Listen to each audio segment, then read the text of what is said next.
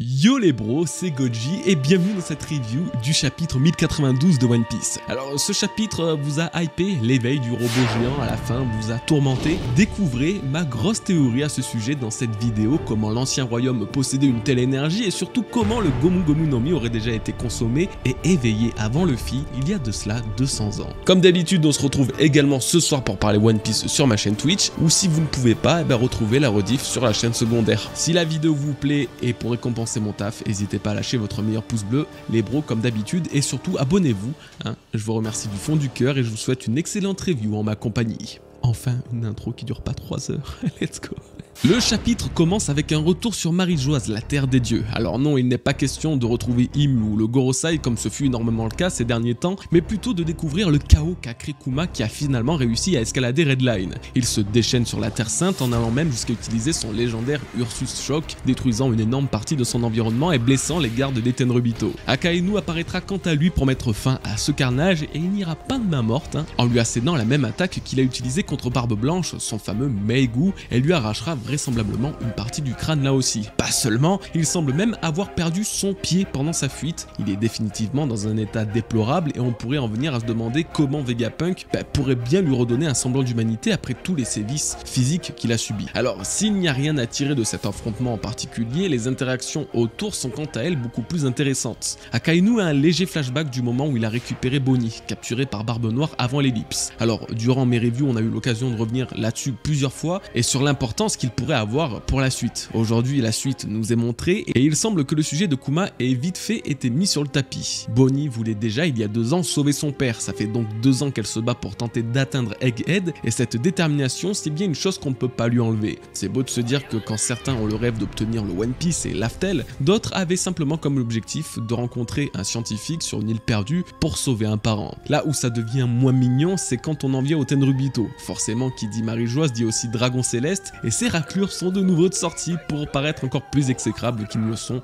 de base. Pour cause, ils nous rappellent à nouveau être à court de provisions. Ils crèvent de faim. Putain, c'est vraiment dommage les gars, j'espère que vous êtes tristes pour eux. Vraiment, moi ça me fend le cœur. Pas du tout. Par contre, vu comment il parle à Akainu, je dois avouer avoir voulu si fort qu'il pète un câble et qu'il se mette à tous les cramer, tuant un maximum de Tenryubito avant de disparaître dans la nature, sans jamais plus qu'il réapparaisse dans One Piece. Là, il serait passé d'un personnage totalement détesté de One Piece à l'un des plus aimés, je crois.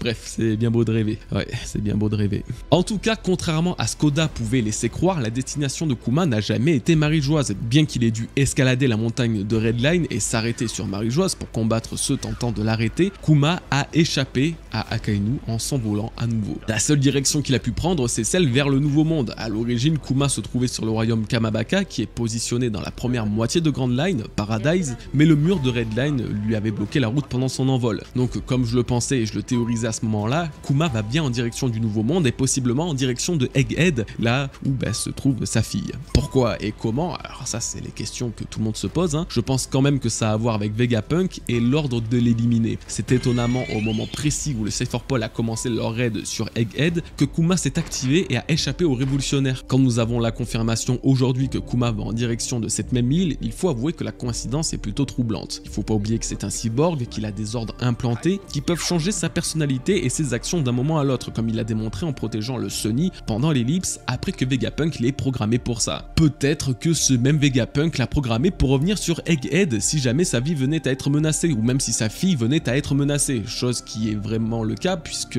à tout moment elle peut se faire assassiner par le gouvernement. Akainu lui-même a à plusieurs reprises dans ce chapitre mis l'accent sur la disparition de sa volonté et son esprit, comme quoi il n'est aujourd'hui plus qu'une marionnette et pourtant il agit quand même de manière assez instinctive. Maintenant, tout porte à croire que le dénouement d'Egghead se fera peut-être et en partie à travers Kuma. Va-t-il sauver les Mugiwara une fois de plus comme il l'a fait sur Sabaody? Vegapunk parviendra-t-il à le récupérer et à véritablement le sauver? Une chose est sûre, c'est le moment parfait pour les retrouvailles entre le père et sa fille qui, rappelons-le, a traversé le monde pour le sauver. Tiens, en parlant d'Egghead, et si on retournait sur l'île du plus grand scientifique, là où un combat d'anthologie prend forme? L'affrontement du Yonko et de l'amiral continue et prend une nouvelle tournure, surtout à la fin en réalité avec l'apparition du Gear 5 de Luffy, dont les tambours de la libération réveilleront le robot géant endormi sous Egghead. Ah, oui, ça c'était pour le coup inattendu, oui. Bon, alors c'est un chapitre de transition, donc il n'y a pas non plus 60 minutes de matière à exploiter en vidéo. Cependant, j'ai quelques analyses à vous apporter qui pourraient vous convaincre. Alors cette seconde partie du chapitre et donc de cette review comportera une théorie sur la possible révélation aujourd'hui d'un ancien possesseur du Hito-Hito no Mi modèle Nika, et ce avant l'apparition de Luffy et qui remonterait 200 ans en arrière. Je vais vous expliquer ça en détail, mais avant, parlons de cette deuxième partie dans sa globalité. Parlons de Kizaru par exemple, qui nous dévoile une nouvelle façon pour lui d'utiliser son fruit du démon de manière offensive en se téléportant à plusieurs kilomètres d'Egghead et en fonçant littéralement à la vitesse de la lumière sur Luffy, l'empêchant ainsi d'esquiver, de parer son attaque. Alors c'est juste trop stylé, voilà, c'est tout ce que j'ai à dire. C'est une façon vraiment agréable de le voir combattre, lui qui malgré son pouvoir de Logia ne l'utilise pas forcément comme une arme de destruction mais plutôt comme soutien dans ses attaques physiques, contrairement à un Akainu qui va invoquer des grosses attaques magmatiques au détriment d'attaques physiques. On peut également le voir tenir très facilement la vitesse pourtant exceptionnelle du Snakeman de Luffy, c'est pas vraiment étonnant, mais encore une fois la scène elle rend vraiment bien. Maintenant si on met de côté le combat, Kizaru a dit deux choses très intéressantes. La première concerne Vegapunk. Si on doit le croire sur parole, alors il révèle à Luffy qu'il ne veut pas vraiment tuer Vegapunk et qu'il le connaît depuis longtemps. Alors je sais pas si la traduction est foireuse ou non, hein, mais ça voudrait dire qu'il ne compte finalement pas l'assassiner et va peut-être même le sauver. Alors c'est compliqué à dire, la justice de Kizaru elle aussi entre le bien et le mal. C'est vraiment le milieu ce type. Il peut être capable de tout et rien à la fois. Si c'était Aokiji à sa place, j'aurais forcément tout de suite dit qu'il allait sauver Vegapunk. C'est sans aucun doute. Si c'était Akainu, alors à l'inverse je n'aurais pas douté de sa détermination à vouloir le fumer. Alors ouais, il a possiblement changé d'avis et ne tuera pas Vegapunk prétextant qu'il s'est échappé mais récupérera York comme son devoir l'implique, ce qui constitue une parfaite balance entre accomplir son devoir et écouter son cœur et ses émotions. Voilà pour Vegapunk. La deuxième chose intéressante concerne Bonnie. En effet, Kizaru confirme à deux reprises connaître Bonnie depuis longtemps en disant qu'elle a beaucoup grandi et qu'il voudrait éviter de blesser des gens qu'il ne connaît plus qu'il ne l'a déjà fait. Ces dialogues laissent donc sous-entendre qu'il la connaît depuis son enfance, une enfance qu'elle aurait en partie passée sur Egghead, ce qui confirme les dires de Bonnie elle-même ainsi que ceux de Vegapunk. Au final, c'est d'autant plus dommage qu'ils se retrouvent tous dans un camp différent parce qu'à l'origine, pour le meilleur ou le pire, ils formaient une sorte de famille, tous reliés par Vegapunk. Ok. Et maintenant on en vient à l'apparition du Gear 5 qui sera, vous comprendrez pourquoi, le sujet principal de cette review. Comme prévu et sans surprise, Luffy utilise son meilleur atout pour combattre l'amiral. Et oui, je suis obligé de le préciser car encore une fois dans ma dernière review, certains tentaient de me convaincre avec une hargne absolument admirable que Luffy n'utilisera pas du tout le Gear 5 contre Kizaru. Car maintenant, il doit pouvoir combattre un amiral sans y mettre toute sa puissance.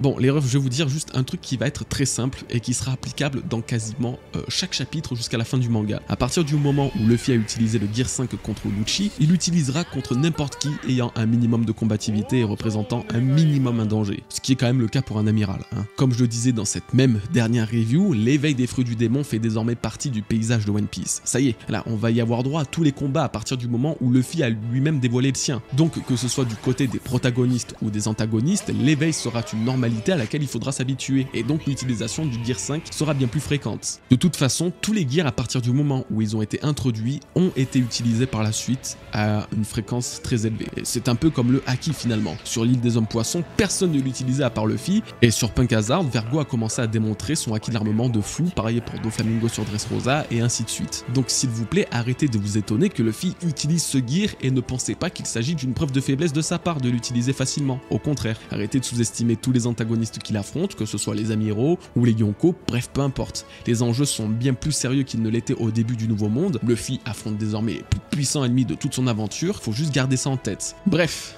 Le Gear 5 est une parfaite transition pour parler de cet étonnant événement déroulé à la toute fin du chapitre. Le son du cœur de Luffy, les fameux tambours de la libération reconnus par Zunesha résonnent jusqu'au fin fond de Egghead, là où sommeille le robot géant antique venant d'une très lointaine période. Et c'est justement les percussions du Gear 5 qui sortiront cette machine de sa torpeur et dont les yeux brilleront à nouveau. Je vais pas dire que j'avais oublié l'existence de ce robot, mais presque, hein, il faut dire qu'il s'est passé tant de choses depuis son introduction, donc voilà, pardonnez-moi. Donc maintenant, parlons un peu de ce robot et de Nika. Par pure conscience professionnelle, je vais vous rappeler brièvement pourquoi ce robot est si important et intriguant dans l'histoire de One Piece. C'est au chapitre 1065 où Oda l'a dévoilé pour la première fois et la narration de ce même chapitre laissait sous-entendre que ce robot venait d'un royaume avec un très haut niveau de civilisation qui existait il y a de cela 900 ans pardon. Ce royaume qui serait en théorie l'ancien royaume dont parlait Clover et qui aurait été détruit par l'alliance de 20 autres royaumes qui deviendront par la suite le gouvernement mondial. Ce robot est semble-t-il resté inactif 700 ans, mais il y a 200 ans, il a escaladé Redline pour attaquer la Terre Sainte de Marie-Joise avant de se retrouver à nouveau à court d'énergie. Si on veut bien nous faire comprendre que ce robot et l'ancien royaume sont liés, un mystère demeure, car Vegapunk ne parvient pas à trouver cette fameuse énergie motrice dont il dépend, le laissant ainsi inerte dans les profondeurs d'Egghead.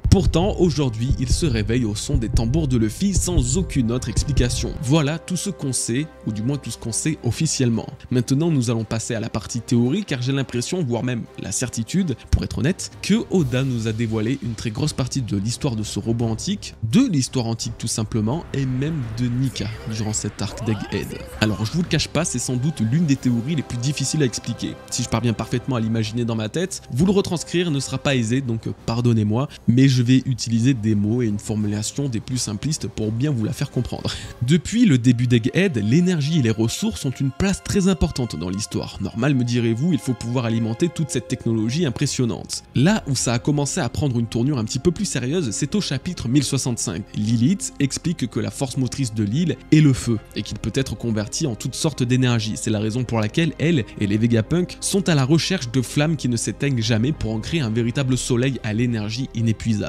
Très bonne idée, me direz-vous. Seulement 3 chapitres plus tard, le sujet revient sur le tapis, mais cette fois-ci de la bouche du vrai Vegapunk. On apprend que son rêve ultime serait de pouvoir transformer l'énergie dont le monde entier regorge en quelque chose de tangible, afin de supprimer les principales causes de conflit entre les peuples. Sauf que cette fois-ci, Vegapunk explique que ce rêve qu'il a aujourd'hui était une vérité autrefois. Ce fameux robot antique semblait pouvoir s'animer grâce à une énergie bien spécifique et bien plus puissante qu'il n'a jamais pu obtenir datant en toute logique du siècle oublié. Or, aujourd'hui, le problème semble être réglé et le robot géant antique s'éveille. Alors pourquoi s'anime-t-il maintenant? Eh bien, en toute logique, une fois encore, grâce à l'énergie de Nika. Ce sont plus précisément les tambours de la libération parvenant à ses oreilles qui déclenchent une réaction chez lui. Du coup, si on prend l'hypothèse que seul Luffy peut l'animer et qu'on retourne lire toutes les mentions d'énergie de Vegapunk, on comprend bien que c'est Nika qui en est à l'origine. L'énergie que recherche tant le scientifique est celle de Nika. Quand Lilith parlait du soleil qu'elle souhaitait recréer et du feu qui est une source d'énergie impérissable, eh bien c'est le fruit du dieu du soleil Nika. Quand Vegapunk cherchait l'énergie capable de mouvoir le robot géant légendaire et que ça l'a poussé à explorer de trop près le siècle oublié, c'est justement car il se rapprochait de l'énergie et de l'existence de Nika, le Joy Boy d'il y a 800 ans. Une existence dont il est l'un des rares à parfaitement connaître, comme en témoigne la description qu'il fait de Nika en voyant Luffy arborer l'apparence du guerrier blanc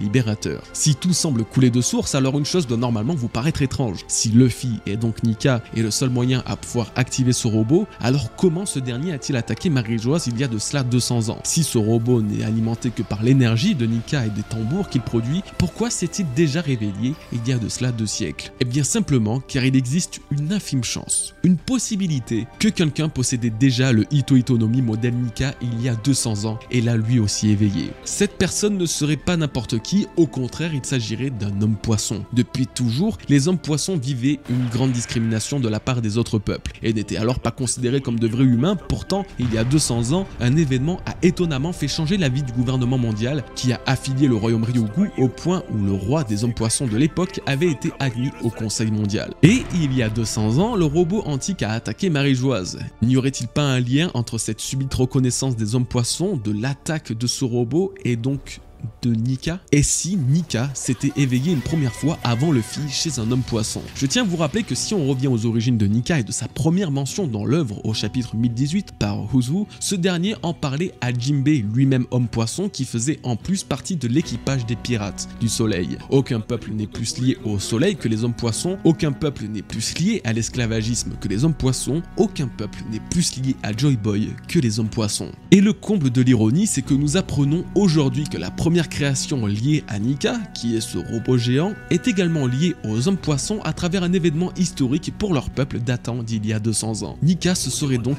éveillé. Un homme poisson en aurait eu le pouvoir et aurait lutté pour que son peuple soit reconnu et libéré d'une partie de ses entraves, parvenant ainsi à les faire reconnaître par le gouvernement mondial, bien que ça n'ait pas stoppé la discrimination qu'ils aient subie. Cette théorie est giga intéressante, mais si vous êtes assez calé sur One Piece, vous avez dû y voir un couac. En effet, il semble que le Ito Itonomi modèle Nika ne soit plus réapparu depuis 800 ans, d'après les mots du Gorosei, chose qui n'est pas forcément vrai.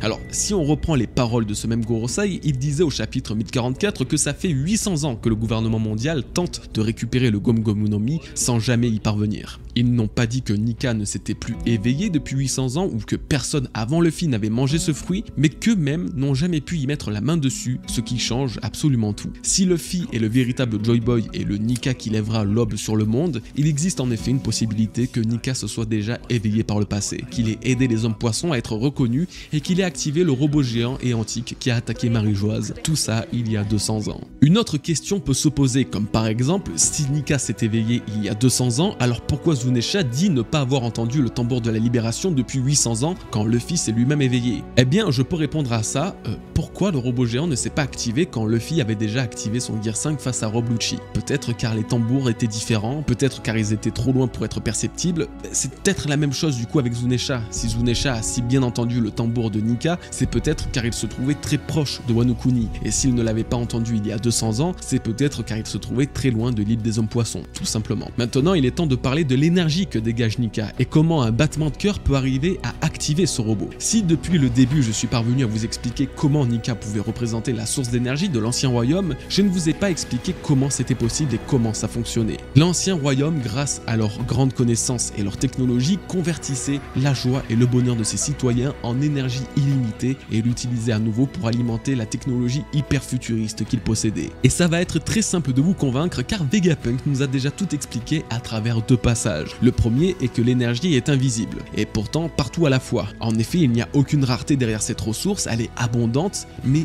imperceptible, et surtout inutilisable à l'heure actuelle. La deuxième, c'est en parlant de l'origine des fruits du démon. Il expliquait au chapitre 1069 que les fruits du démon sont la concrétisation d'un désir. Leur naissance vient du désir qu'ont les gens de devenir quelque chose, ils proviennent d'une imagination. C'est sans doute bien plus compliqué que ça, toutefois ça nous confirme une chose. Les sentiments, les émotions, les sensations sont vecteurs d'une énergie. Ils sont porteurs d'un pouvoir capable de créer. Si cette notion assez abstraite d'une énergie volatile mais pourtant puissante capable de se matérialiser en quelque chose de concret peut vous paraître irréaliste, je vous rassure, ce n'est pas le cas. Ça a toujours existé dans One Piece et ça existera toujours. Cette énergie intangible et invisible que Vegapunk ressent tout autour de lui serait qu'un condensé d'émotions fortes, ressenties et générées par les êtres vivants. Il existe bien un pouvoir nommé la voix de toute chose, permettant à celui la possédant d'entendre les poneglyphes, d'entendre la voix et l'énergie qu'ils émanent. Le cœur lui aussi a bien une voix et émane une énergie, comme l'explique et le perçoit Otohime grâce à un acquis d'observation inné. Ce même acquis qui est une énergie vitale sommeillant en chaque être vivant et qui n'est pas obligatoirement utilisée de manière offensive ou défensive, comme quand Barbe Noire, sans combattre Luffy, a pu sentir le acquis émanant de lui. Les émotions sont à l'origine de nombreux changements et effets dans le monde de One Piece. Croire qu'elles ne peuvent pas avoir un impact aussi grand serait se voiler la face quand il existe littéralement un esprit chez les bateaux nommé le Cloudwaterman. Cet esprit prend forme d'après quoi? D'après rien, d'après des sentiments. Ce sont les bateaux aimés et chéris par leur équipage qui voient leur esprit se matérialiser comme lorsqu'Usopp a vu le Cloudwaterman de Merry sur Skypiea. Les Mugiwara ont donné vie à travers leur amour pour un bateau à un esprit. Quel meilleur argument pour cette théorie? Et même en général, depuis Onigashima, les sentiments sont bien plus au centre de l'œuvre que vous pouvez le croire. La peur des lames maudites, comme le Enma, a permis à Zoro de la soumettre et d'en dévoiler son acquis des rois. La colère de Sanji, dont les racines sont ancrées au plus profond de son histoire avec son père et son Germa, lui ont permis de développer tout son exosquelette surpuissant. La joie de Luffy en Gear 5 reliée à la liberté de Nika, le dieu du soleil qui apportera le rire chez les gens. Ce sont toutes ces émotions qui produisent une énergie à l'origine des fruits du démon, des Cloudwaterman et même d'un robot ancien géant, comme on nous le montre aujourd'hui. Je n'ai pas forcément parlé de la destruction du Vega Force 1 car j'attendais ce moment, mais une fois encore l'accent est mis sur le rêve que représentait le Vega Force pour Vegapunk et même pour l'humanité. Est-ce un hasard qu'au moment où ce robot portant tant d'espoir est détruit, un autre se réveille? Le Vega Force est censé être une copie du robot géant antique, ce qui veut dire que le robot géant est lui-même porteur de rêve et d'espoir tout en étant alimenté par la joie de Nika et sa volonté. Est-ce un hasard que Kuma au même moment semble agir comme s'il était dicté que par un sentiment primitif bien qu'il soit censé être dépourvu de conscience? Vous l'aurez compris, j'ai cette sensation que toute cette histoire autour des sentiments, que ce soit la joie, la haine, la peur ou la tristesse, aura un rôle à jouer dans le message final qu'Oda voudra nous délivrer. Ce royaume antique est disparu était capable de prouesses jusqu'ici inattendues. Convertir en énergie les émotions de son peuple serait une bien belle surprise, surtout quand sa figure est un dieu du soleil brisant les démons par la joie et le rire.